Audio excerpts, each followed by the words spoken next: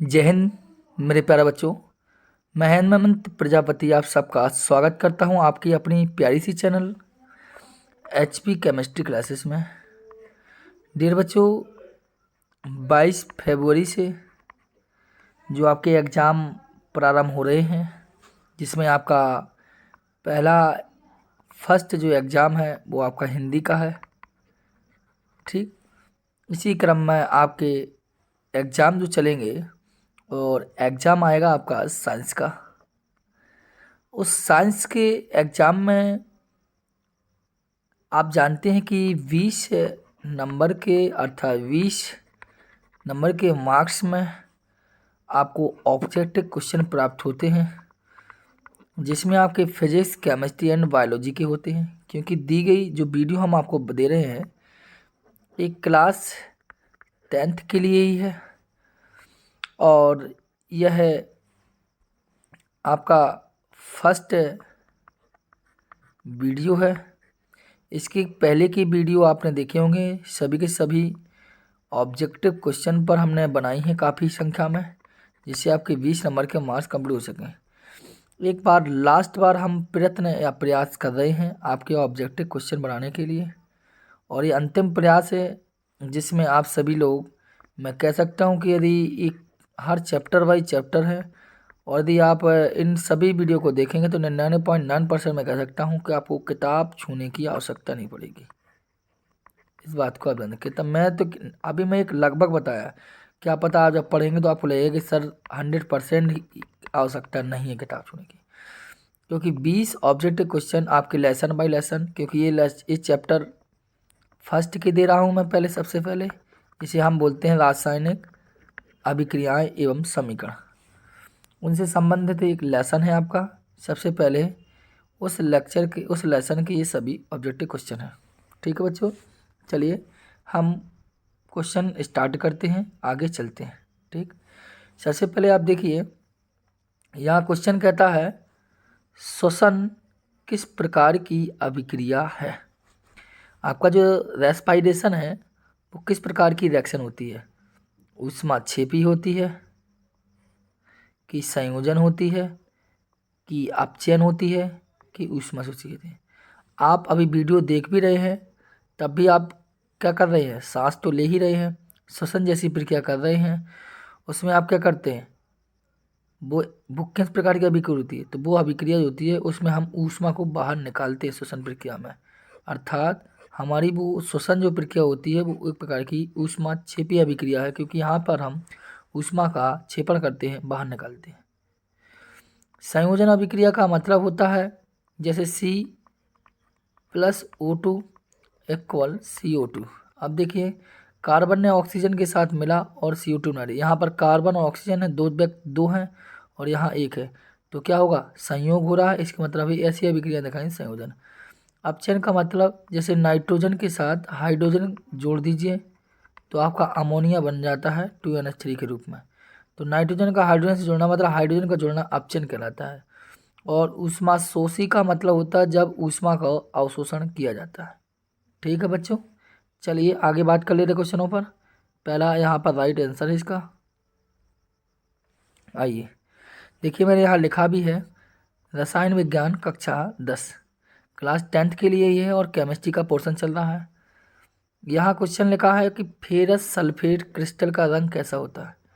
Ferrous sulphate देखो, ferrous FeSO4, ferrous sulphate का question है, तो FeSO4 को यदि क्रिस्टल के रूप में रहा तो उसका कलर कैसा होता है, तो फेरस सल्फेट का जो कलर होता है वो हरा होता है, ना कि लाल होता है, ना भूरा होता है, ना श्वेत होता है। कैसा होता है, हरा। फेरस सल्फेट क्रिस्टल का रंग कैसा होता है, हरा होता है। कैसा होता है, हरा। ठीक है बच्चों, आगे चले हम। ठीक, दूसरा नंबर के बाद आइए अगला तीसरा नंबर।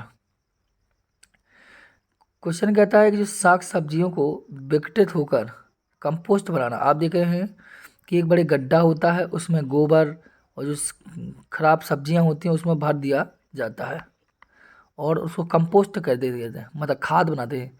यह किस प्रकार की अभिक्रिया का उदाहरण है, ये पूछा जाता है। तो आपको पता है कि जब हम गोबर हो या साग सब्जी हो, फूल पत्तियाँ हो, अगर हम किसी गड्ढे में बंद करके रख देते हैं और काफ़ी दिनों तक बंद रखा जाए, उस समय जब खाद बन के तैयार होती है आपकी, जब खाद बन के तैयार आती होती है तो आप देखते हैं जब भी उसका ढक्कन खोलते हैं या वहाँ से अलग करते हैं तो यहाँ या कभी भी आप गोबर बहुत समय तक रखा हुआ गोबर को देखेंगे और उस पर हाथ चला गया, आपका पैर चला गया तो बहुत ज़्यादा गर्म होता है वो। उसका मतलब है वहाँ जो अभिक्रिया होती है वो एक प्रकार की ऊष्मा छेपी अभिक्रिया होती है। कभी देख भी लेना अभिक्रिया कैसी होती है, ऊष्मा छेपी। ठीक है, अभी आपको बताया भी है मैंने, इस बात ध्यान देना। आगे आइए तीसरे पॉइंट पर आइए। ठीक है, अब हम बात करते हैं लाल तप्त आयरन पर जलवाष्प प्रभावित करने पर, मतलब लाल तप्त आयरन पर जलवाष्प प्रभावित करने की बात करता है।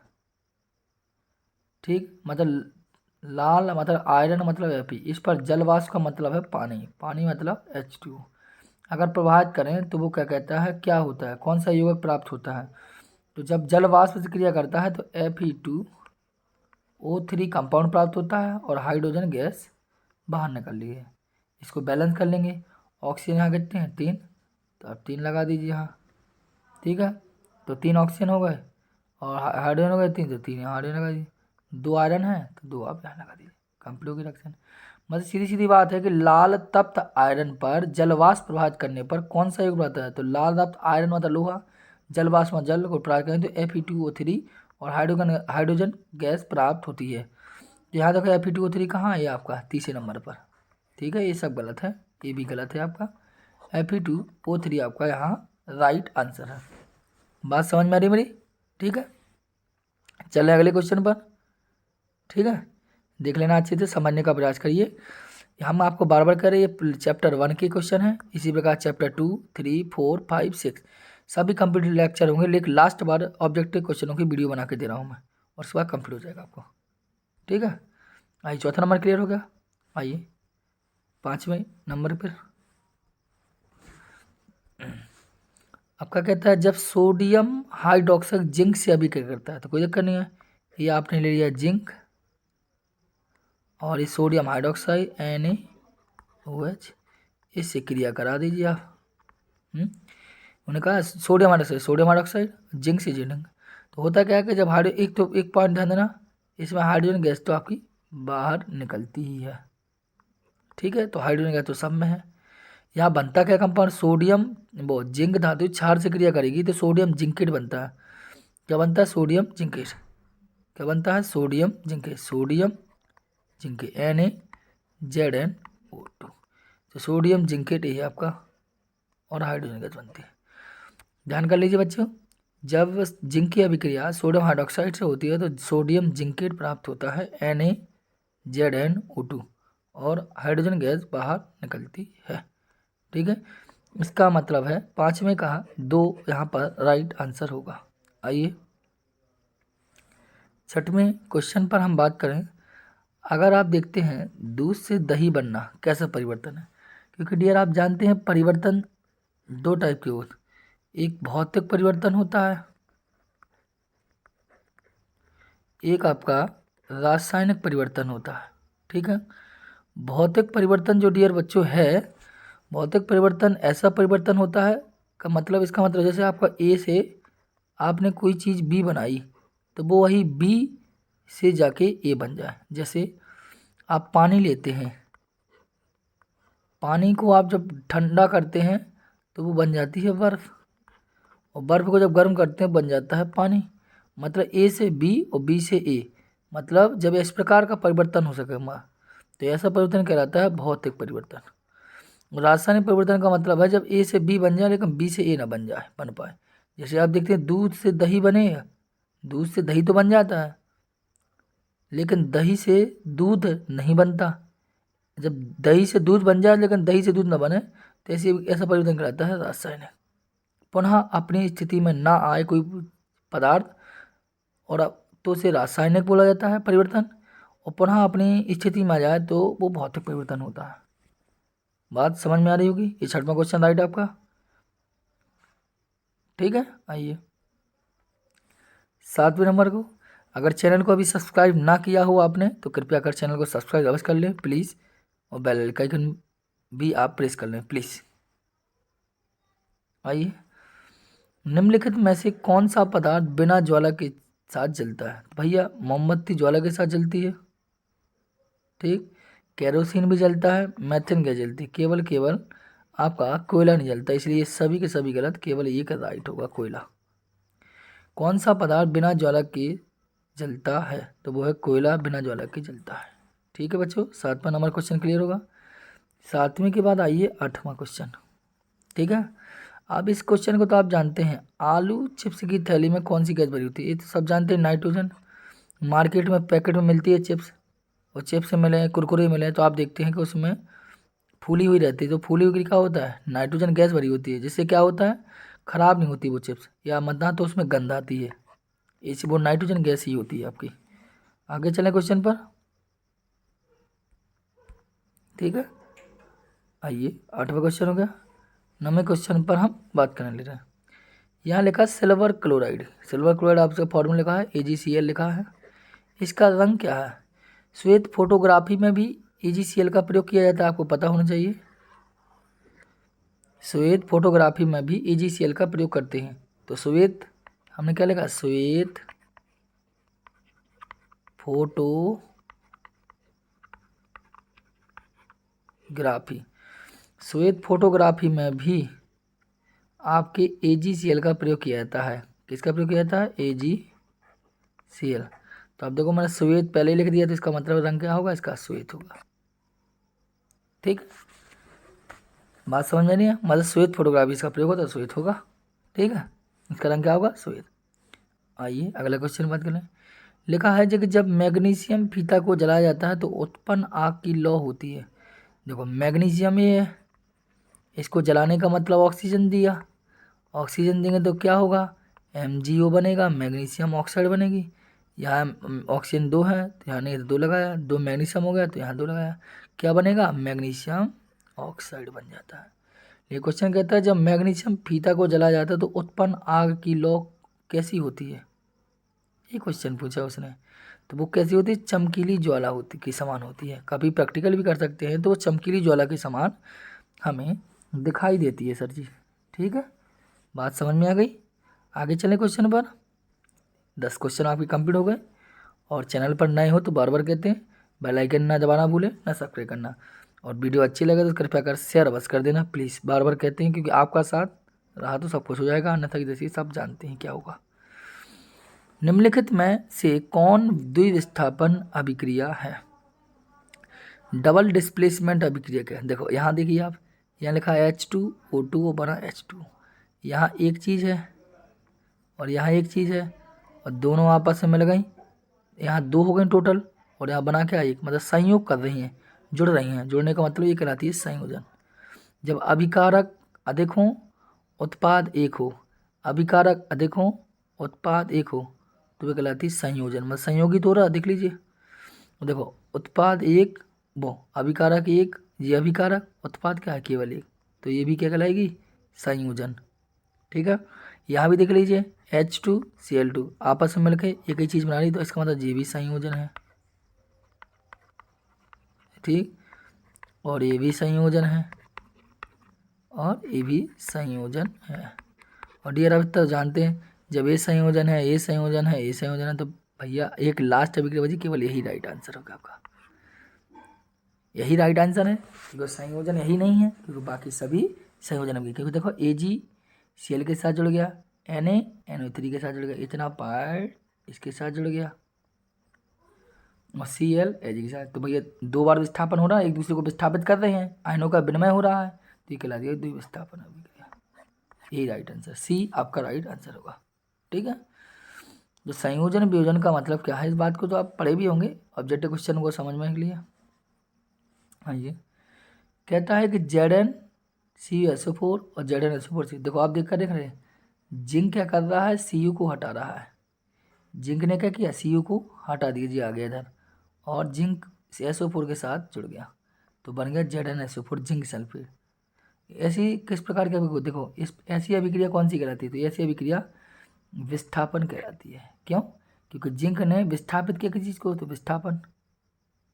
संयोजन का मतलब जैसे हम आपको बता ही चुके, जैसे Mg और O2 equal to MgO equal to MgO, लिख नहीं रहा MgO। यहाँ पर दो चीज़ें, यहाँ जोड़े एक ही बने तो MgO। मतलब इस बात को आप खुद ध्यान देना है। संयोजन का मतलब है अभिकारक अधिक उत्पाद एक। विस्थापन मतलब है एक दूसरे को विस्थापित करता है। द्विविस्थापन डबल डिजिट दो बार, जैसे AgCl NO3 दिखा था। और वियोजन का मतलब है संयोग का उल्टा। ठीक है, तो यहाँ पर राइट आंसर कौन सा है आपका? 12वें का आपका विस्थापन अभिक्रिया है, क्योंकि विस्थापन हो डिस्प्लेसमेंट बोलते हैं। आइए 13वें नंबर क्वेश्चन पर। तो क्वेश्चन कहता है लोह चूर्ण पर तनु HCl अम्ल डालने से होता है। तो चलिए हम करके देख ले रहे। लोह चूर्ण का मतलब है हाँ Fe, इस पर क्या डालना है HCl डाल दी, क्या होगा Fe क्या करेगा हाइड्रोजन को प्रतिस्थापित कर देगा। तो लोग भैया हाइड्रोजन तो पैसे अलग हो जाएगा। तो सर समझ लीजिए हाइड्रोजन गैस कहाँ है, इस बनेगा तो ये नहीं हो सकता, इस बनेगा तो ये नहीं हो सकता, क्लोरीन गैस इस नहीं हो सकता, बस केवल एक ही बचा आपका ऊपर वाला ये बचा, क्योंकि आयरन धातु क्या करेगा अम्ल से हाइड्रोजन को अलग कर देगा। तो यहाँ पर हाइड्रोजन नहीं है, यहाँ क्लोरीन है, कोई अभिक्रिया नहीं, ऐसा कुछ नहीं है, आयरन लवण और जल ऐसा कुछ नहीं है। तो हाइड्रोजन गैस किस में है, केवल इसी विकल्प में है, तो यही राइट आंसर आपका हो गया। बाकी आयरन क्लोरीन मतलब FeCl3 बन जाएगा। ठीक है, आइए लोहा को जिंक से लेपित करने की क्रिया कहलाती है। अगर किसी भी लोहे पर हम जिंक की परत चढ़ाएं तो इसे क्या कहते हैं? संक्षारण कहते हैं कि गैल्वनीकरण कहते हैं कि पानी चढ़ाना कहते हैं कि विद्युत। अरे पानी थोड़ी चढ़ा जब पानी चढ़ाएंगे, विद्युत अपहरण नहीं करते हम। संक्षारण कोई हम उस पर तेल पॉलिश थोड़ी कर रहे हैं, केवल क्या होगा फिर गैल्वनीकरण होगा। लोहे पर जिंक की पतली पर चढ़ाने की जो प्रक्रिया होती है वह हमारी गैल्वनीकरण कहलाती है। 14 का बी राइट आंसर होगा आपका। बी क्या होगा राइट आंसर। ठीक है, क्लियर है, कोई समस्या? ठीक है, 14 नंबर का क्वेश्चन कंप्लीट हुआ। आपको ज़्यादा धीरे धीरे में ही लग रहा हो कि बहुत धीमे धीमे पढ़ा रहे हैं, तो आप दुगनी स्पीड लगा लीजिए प्लेबैक स्पीड से, सेटिंग में जाके क्लियर हो जाएगा और जल्दी हो जाएगा। नाइट्रोजन डाइऑक्साइड की धुएं का रंग कैसा होता है? तो इसको सीधा याद कर लीजिए आप। नाइट्रोजन डाइऑक्साइड का जो रंग होता है वो भूरा होता है। NO2 का जो रंग कैसा होता है वो होता है भूरा। क्या होता है? भूरा रंग होता है इसका। ठीक है, आगे चलें 15 के बाद। आइए 16वें नंबर पर। लोहे पर जंग लगने की क्रिया को क्या कहते हैं? अगर लोहे पर जंग लगती है और पीतल और तांबे पर हरे धब्बे बनते हैं तो ये कौन सी प्रक्रिया कहलाती है? अब कोई खाने वाली चीज़ की बात तो नहीं जो विकृत गंधता हो जाएगी, कोई रासायनिक अभिक्रिया की बात तो नहीं, देखिए अभिक्रिया विस्थापित तो होती नहीं है, तो इसकी हो रही है, केवल ये कही है संचारण। लोहे पर जंग लगना और पीतल और तांबे पर हरे धब्बों का बनना, ये सब के सब क्या है? संचारण जैसी प्रक्रिया में होते हैं। ठीक है, 16 का राइट आंसर है। कोई समस्या है? चले आगे। आइए 17 में देख लीजिए। निम्नलिखित में से कौन सा बुझा हुआ चूना है? कौन सा है? ये है आपका चूना बुझा कि ये है कि ये है कि ये तो सर हो ही नहीं सकता है। कैल्शियम धातु है। क्या है आपकी? कैल्शियम धातु है, तो ये नहीं हो सकता। केवल क्या है? बुझा हुआ चूना आपका ये है। इस बात को आपका ध्यान देना है। ये तो आपका संगमरमर है, चूना पत्थर बोलते हैं। ठीक है, अब कौन सा राइट आंसर है? CaOH का होल ट्वाइस। आइए 18वें नंबर बात कर ले हम। ये 16वां ही था ना आपका? हाँ 17वां ही था, 18वां। रासायनिक अभिक्रिया में भाग लेने वाले जो पदार्थ होते हैं उसे क्या बोलते हैं? जैसे सपोज दैट एक है और प्लस में एक बी है, इसके बाद बना क्या है आपका? ए और बी।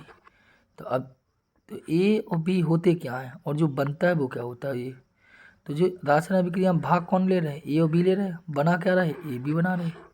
तो भाग कौन लेते हैं? अभिकारक। बनते क्या है? उत्पाद, अर्थात ये आपके अभिकारक है। और उस वाले क्या होते हैं? उत्पाद। जो रासायनिक अभिक्रिया में भाग लेते हैं वो होते हैं अभिकारक, जो बनते हैं वो होते हैं उत्पाद। ठीक है, आइए 19 नंबर का राइट आंसर। क्या कहलाता है? Fe2O3 plus 2Al equal to Al2O3 Fe। कौन सी अभिक्रिया? देखो यहाँ क्या हो रहा है, Al क्या कर रहा है, Fe का स्थान ले रहा है। आप देख लीजिए अच्छे से, Al ने क्या किया, Fe का स्थान लिया। देखो O3 पहले था, O3 वही था, Al ने क्या किया, Fe का स्थान लिया, ले लिया, और खुद Fe अलग हो गया। देखो अलग हो गया, तो क्या हो रहा है, विस्थापन हो रहा है, संयोजन तो हो नहीं रहा है। दो बार नहीं हो रहा है विस्थापन, केवल क्या हो रहा है, विस्थापन अभिक्रिया हो रही है। कौन सी अभिक्रिया हो रही? विस्थापन अभिक्रिया हो रही है डियर। ठीक है, समझ में आएगा?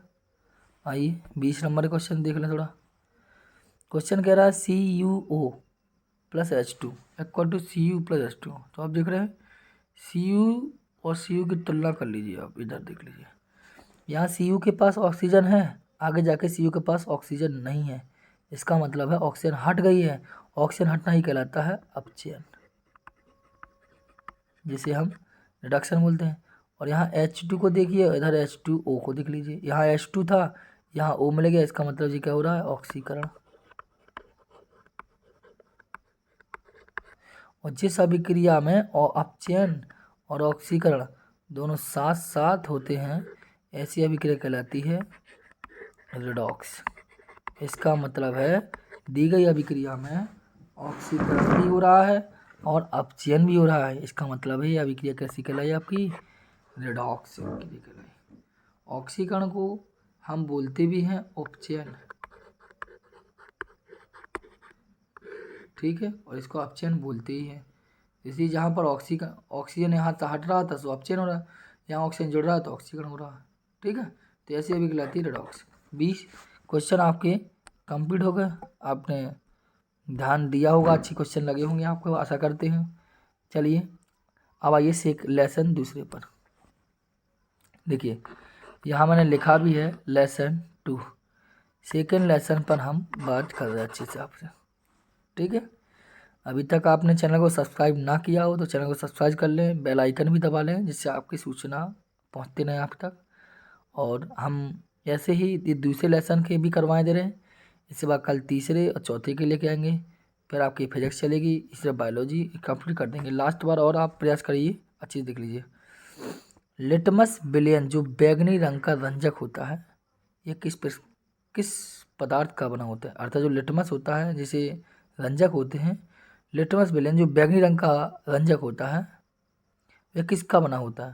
तो ये बना होता है लिचिन का। ना तो कवक का बनता है, ना जिम्नोस्पर्म का बनता है, लिचिन का बना होता है। ठीक है, लाइकिन बोलते हैं इसे हम। ठीक है, लिचिन या लाइकिन एक ही चीज़ होते हैं। पहला क्वेश्चन क्लियर है, चले आगे। आइए, निम्नलिखित में से कौन बेकिंग पाउडर है? बेकिंग मतलब पाउडर, एक धावन सोडा, वो कौन बेकिंग मतलब बेकिंग पाउडर क्या होता है? मिश्रण होता है कि यौगिक होता है कि तत्व होता है कि मिश्र धातु होता है? क्या होता है बेकिंग पाउडर? तो बेकिंग पाउडर एक प्रकार का मिश्रण होता है डियर। बेकिंग पाउडर क्या होता है? एक प्रकार का मिश्रण होता है। इस बात को ध्यान दे लीजिए, बेकिंग पाउडर एक प्रकार का मिश्रण होता है। आइए, निम्नलिखित में से कौन सूचक की तरह इस्तेमाल नहीं किया जाता, मतलब जिसका उपयोग इंडिकेटर में इस्तेमाल नहीं किया जाता, ऐसा कौन है? हल्दी का उपयोग किया जाता है सूचक के रूप में। कैसे? आप जानते हैं कि जब हमको चोट वगैरह लग जाती है या हम गिर जाते हैं या लग जाती है, तो हल्दी को चूने के साथ मिलाते हैं, तो चूने का वाइट कलर से लेकर लाल हो जाता है, रेड हो जाता है। इसका मतलब हल्दी सूचक का कार्य करती है। क्षार के साथ मिलती है चूना के साथ और रेड हो जाती है, तो हल्दी सूचक का कार्य करता है। मेथिल ऑरेंज सूचक का कार्य करता है, सूचक ही एक ही है। फेनोल्फथालीन सूचक ही है। ये क्षार के साथ मिलती है तो गुलाबी हो जाती है, NaOH के साथ मिलती है तो गुलाबी हो जाती है। कौन? फेनोल्फथालीन, गुलाबी रंग देती है। लेकिन मूली ये तो केवल सलाद में प्रयोग होती है यार, सूचक में नहीं होती है। मूली जो है केवल सलाद में, बड़ी पूरी सब्जी के साथ खाइए बढ़िया, उसी में प्रयोग होती है और सूचक के रूप में। अब पेट में जाकर थोड़ी कोई रंग बताएगा ये। ठीक है, इस बात ध्यान देना। आइए, 3 तक हो चुके हैं आपके। आइए, निम्नलिखित में कौन क्षारक है? जिंक है, SO2 है कि CO2 है कि NO2 है। देखो आप जानते हैं कि जो धातु होती हैं, धातु आप जानते हैं सोडियम हो, मैग्नीशियम, कॉपर, जिंक, एल्यूमिनियम, उसके जो ऑक्साइड होते हैं, धातु के जो ऑक्साइड होते हैं, धातु के जो ऑक्साइड होते हैं वो होते हैं क्षारीय, या हम बोल सकते हैं क्षारक। और जो अधातु होते हैं, और यदि उनके ऑक्साइड की बात करते हैं तो उनके ऑक्साइड क्षारक नहीं होते, उनके ऑक्साइड अम्लीय होते हैं डियर। उनके ऑक्साइड क्या होते हैं? अम्लीय। इस बात को ध्यान देना, इस पर क्वेश्चन निश्चित बनता है बोर्ड एग्जाम में कि धातु के ऑक्साइड कैसे होते हैं? क्षारीय। अधातु ऑक्साइड कैसे होते हैं? अम्लीय। तो यहाँ पूछा कौन क्षारीय है, क्षारक है मतलब क्षारीय है, तो ये तो जिंक धातु है, और ये तो अधातु है, ये अधातु है, ये अधातु है। तो भाई ये तो सब के सब अम्लीय होंगे, ये सब SO2 का विलयन अम्लीय होगा, ये भी अम्लीय होगा, यह भी अम्लीय, मतलब ये तीनों नहीं होंगे, आपका केवल क्या होगा? ये जिंक ऑक्साइड। क्योंकि धातु का हमें ऑक्साइड देखना है, यदि वो क्षारीय है तो क्षारीय होगा, अन्यथा की दृष्टि से नहीं। ठीक है, इसलिए यहाँ पर धातु कौन है? धातु जिंक है, तो इसी का ऑक्साइड हम देखेंगे क्या है वो। ठीक है, चलें अगले क्वेश्चन पर। यहाँ पर चौथी का ए नंबर होगा ZNO। आइए, यह क्वेश्चन कहता है पोटास एलम। पोटास एलम जिसे हम बोलते हैं फिटकरी, क्या बोलते हैं इसे हम? फिटकरी। स्कंदन का कार्य करता है, ब्लड वगैरह निकलता हो तो उसको लगाने से ब्लड रुक जाता है, फिटकरी। इसका फॉर्मूला आप बचपन से पढ़ते हैं, क्या पढ़ते हैं? K2SO4 Al2SO4 का होल थराइड इंटू 24H2O, नहीं पढ़ते हैं बचपन से? तो पोटास एलम होते हैं, एक साधारण लवण होता है, मिश्र लवण होता है, अम्लीय लवण होता है, द्विक लवण होता है। तो हम यहाँ पर द्विक लवण कहेंगे इसको, क्यों? क्योंकि देखो एक लवण है आपका K2SO4 और एक लवण है Al2SO4, एक है पोटेशियम सल्फेट एक लवण, और एक है Al2SO4 एल्यूमिनियम सल्फेट। ये दो लवण ही तो हैं, अब दो लवण मिलकर बने से कराएगा द्विक लवण, एक प्रकार द्विक लवण है पोटास एलम। ठीक है, आइए छठवें नंबर पर बात कर ले रहे हैं। हमारा शरीर pH मान की किस परिसर में सही तरीका, मतलब हमारी बॉडी में कितना pH मान होता है जिससे हमारे बॉडी में भोजन पचता रहता है या कोई प्रॉब्लम नहीं होती? किस परिसर में किस pH मान की परिसर में कार्य करता है हमारा बॉडी में? तो कम से कम कितना होना चाहिए, कितना रहता है हमारी बॉडी में जिससे ये काम करता रहता है? ये क्वेश्चन भी याद कर लेना, pH मान का, pH का महत्व आता है क्वेश्चन। ठीक है, तो हमारी बॉडी में अगर pH 7 से 7.8 के मध्य भी रहा तो हम क्या कर लेते हैं, हमारी बॉडी में सही तरीके से कार्य करता है। ठीक है, आइए क्वेश्चन में 7वें नंबर का क्वेश्चन है डियर, हम आपको बार बार कह रहे। ठीक है, तनु HCl का pH क्या है? पहले तो पकड़िए HCl क्या है, तनु हमारा गोली, HCl पकड़ो। HCl क्या है? एक अम्ल है, और अम्ल वही होते हैं जिनका pH मान 7 से कम हो। लेकिन यहाँ तनु की बात कही, मतलब पानी मिला दिया हमने ज़्यादा, तो इसका मतलब इस स्थिति में pH मान क्या होगा? 0 होगा। इसका क्या होगा? 7 का D, ये होगा आंसर। ठीक है, 8वें नंबर पे आइए आप। सबसे प्रबल लवण कौन सा है? प्रबल वही होता है जो, इस समझ लीजिए फर्स्ट एल, मतलब प्रथम वर्ग की धातु के साथ जो बना है वही प्रबल ज़्यादा होता है। तो यहाँ पर आपका नमक अर्थात NaCl यह प्रबल होता है। ठीक है, NaCl का सबसे अधिक प्रबल होता है। सब आइए, बहते हुए रक्त को रोकने में उपयोगी यौगिक कौन सा है? खाने का सोडा कि नौशादर कि धावन सोडा कि फिटकरी, इनमें से कौन सा है? अब धावन सोडा है कि फिटकरी है, तो बहते हुए रक्त को रोकने में उपयोगी कौन होता है? तो आपको भी बताया फिटकरी होता है। क्या होता है? फिटकरी। धोने वाला सोडा नहीं होता है, न नौशादर होता है, और न खाने का सोडा होता है। ठीक है, इस बात को आप ध्यान देना। आगे चलिए 9वें नंबर पर, धातु के ऑक्साइड होते हैं। अभी हमने थोड़ी देर पहले आपको बताया भी है कि धातु के ऑक्साइड कैसे होते हैं। अम्ल होते हैं, अम्लीय कि क्षारीय कि लवण।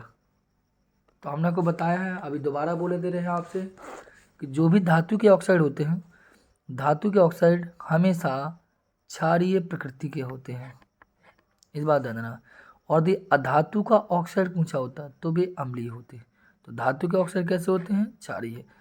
धातु के ऑक्साइड कैसे होते हैं? क्षारीय। अधातु के ऑक्साइड कैसे होते हैं? अम्लीय। धातु के ऑक्साइड कैसे होते हैं? क्षारीय। यहाँ पर धातु के ऑक्साइड पूछा तो कैसे होंगे? क्षारीय होंगे। नहीं समझ में आ गई? ठीक है, आइए। जल का पीएच मान कितना होता है? तो अगर हम चाहे यहाँ जल का पीएच मान पूछे, चाहे वो शुद्ध जल का पीएच मान पूछे, तो जल का पीएच मान या शुद्ध जल का पीएच मान होता कितना है? 7 होता है। 7 का मतलब है वाटर कैसा है? न्यूट्रल है, उदासीन है। इस बात को आपका ध्यान देना है, ठीक है। 11वां क्वेश्चन आपका कंप्लीट हुआ। जल का पीएच मान पूछे या शुद्ध जल का पीएच मान पूछे, आपका कैसा होगा? 7 होगा, क्योंकि जल उदासीन होता है, न्यूट्रल होता है। आइए 12 नंबर। अभी क्वेश्चन आपको पूछा भी गया था, निम्नलिखित में से कौन सा बुझा हुआ चूना है? भैया आपका कैल्शियम ऑक्साइड नहीं, अभी हमने आपको बताया बुझा हुआ चूना क्या है? CaO। ये क्या आपका, ये किस चीज़ का फॉर्मूला है? संगमरमर, साथ में मरेंगे। क्योंकि आपको पता है ये ताजमहल में जो पत्थर लगा वो क्या है? संगमरमर, कैल्शियम कार्बोनेट, CaCO3, ये संगमरमर है। ठीक है, नेक्स्ट क्वेश्चन 13वें नंबर में अगर क्वेश्चन देखें तो क्वेश्चन ने पूछा व्यंजक चूर्ण का सूत्र क्या है? देखो फॉर्मूला तो आपको याद करने ही होंगे, जैसे आपको पता होना चाहिए धावन सोडे का फॉर्मूला क्या है, हैं? और बेकिंग सोडा का फॉर्मूला क्या है? सोडा, बेकिंग मतलब NaHCO3, और धावन का मतलब Na2CO3, व्यंजक चूर्ण का CaOCl2। ये धावन सोडा, बेकिंग सोडा, इनका फॉर्मूला आपको याद होने चाहिए। इस प्रकार ऐसा विकल्प भी बनाना, ऐसे ही विकल्प आपके बन जाते हैं। 13 नंबर कंप्लीट हो गया आपका। चलिए यहाँ इसका 3rd राइट आंसर है, इस बात ध्यान देना। आइए आगे चलें 14 नंबर क्वेश्चन में।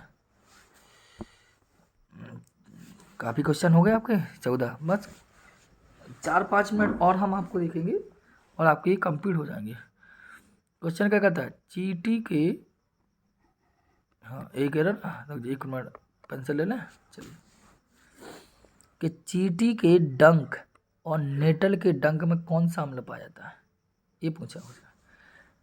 देखिए तो जो भैया आपका सिट्रिक अम्ल है, इमली वगैरह में पाया जाता है मेरे हिसाब से, ठीक है।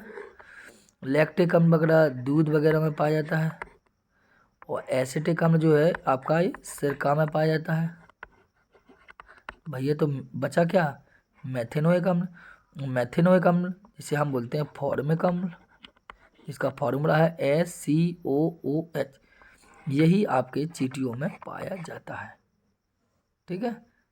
सिट्रिक में इमली पाया जाता है, लैक्टिक दूध है, एसिटिक सिरका, इसका फॉर्मूला समथिंग होता है CH3COH, ये ध्यान देना, ठीक है।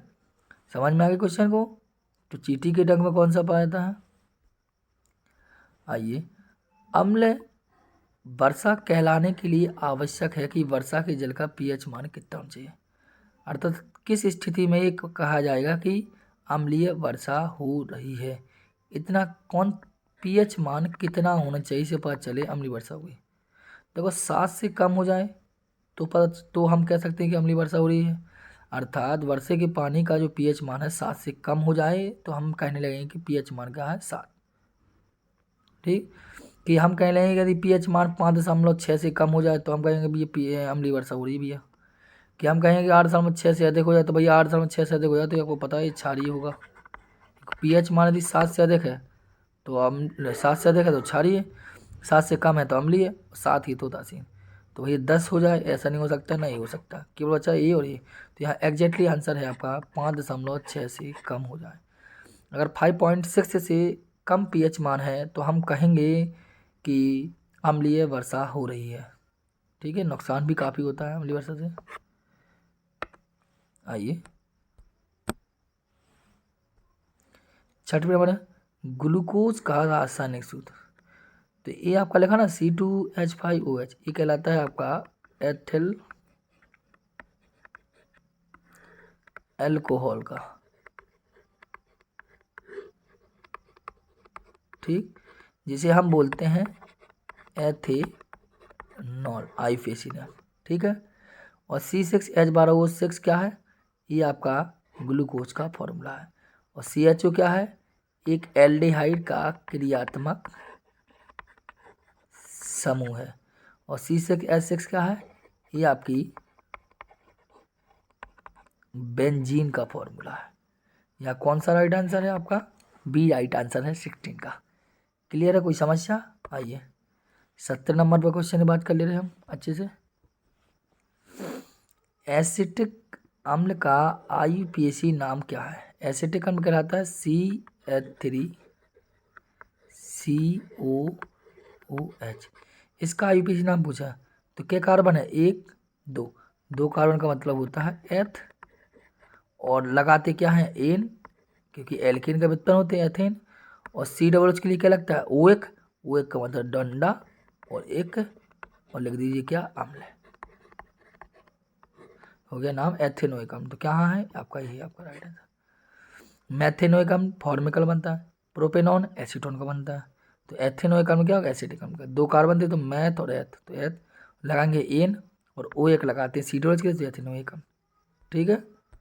70 नंबर क्वेश्चन कंप्लीट हो गया। आइए 18 नंबर क्वेश्चन पर। निम्नलिखित में से कौन सा आयन, मतलब जितने भी आयन है, जैसे H+ मान लो यहाँ पर, और ये आपका OH- होगा, ठीक है, बाकी तो लिखे ही हैं। तो कौन सा आयन लाल लिटमस को नीला कर देता है? देखो एक चीज़ तो आप पढ़े भी हो अच्छे से, एक वर्ड होता है अनील। आ का मतलब होता है अम्ल, और नी का मतलब होता है नीला, और ला का मतलब होता है लाल। अर्थात जो अम्ल होता है वो नीले को लाल कर देता है। अब देखो तो क्या पूछा, लाल को नीला, मतलब लाल को क्या करना है, नीला। ये कौन करता है, ये करेगा क्षार, और क्षार में क्या होना चाहिए, OH-। तो भैया आपका क्या है यहाँ, ना ये होगा ना ये तो अम्ल के लिए होता है, तो ये तो होगा ही नहीं, तो क्या होगा क्षार। मतलब लाल को नीला करना है, लाल को जब नीला कौन करेगा, क्षार करेगा। क्षार में क्या होता है OH-। क्षार में क्या होता है OH-। तो यहाँ कौन सा आपका राइट आंसर है, बी, ठीक है। समझ बात मेरी आगे समझ गई। यहाँ आपका लाल को नीला मतलब क्षार, क्षार मतलब OH। आइए 19 नंबर में बात कर ले रहे हैं। फेरस सल्फेट मतलब FeSO4, अभी करवाए भी था मुझे लगता है। क्रिस्टल का रंग कैसा होता है? तो भैया FeSO4 का जो रंग होता है वो हरा होता है। अभी थोड़ी देर पहले पहले लेसन में करवाया था कि फेरस सल्फेट का रंग कैसा होता है, तो फेरस सल्फेट का रंग हरा होता है। जैसे कभी क्वेश्चन पूछे, जैसे लिखा CH3COOH, क्वेश्चन पूछा कि इसमें कितने अम्लीय हाइड्रोजन है, तो किसमें केवल एक अम्लीय हाइड्रोजन परमाणु में कितना है, एक। पूरे था H2SO4 में कितने अम्लीय हैं, तो 2 हैं, तो दोनों के दोनों अम्लीय हैं, ठीक है, इस बात ध्यान देना। आइए लास्ट क्वेश्चन बात करें, फिर यहाँ पर लेक्चर आपको स्टॉप करते हैं, फिर नेक्स्ट टाइम पे मिलते हैं आपसे, मतलब फिर अगले लेक्चर पर हम बात करेंगे। फिर बाबू में कल भी क्वेश्चन लेके आएंगे आपके तीसरे और चौथे लेसन के। क्वेश्चन ने कहा निम्नांकित में कौन एक अम्ल है? भैया CaO एक अम्ल है, नहीं सर, कैल्शियम ऑक्साइड है। KOH क्या एक क्षार है डियर।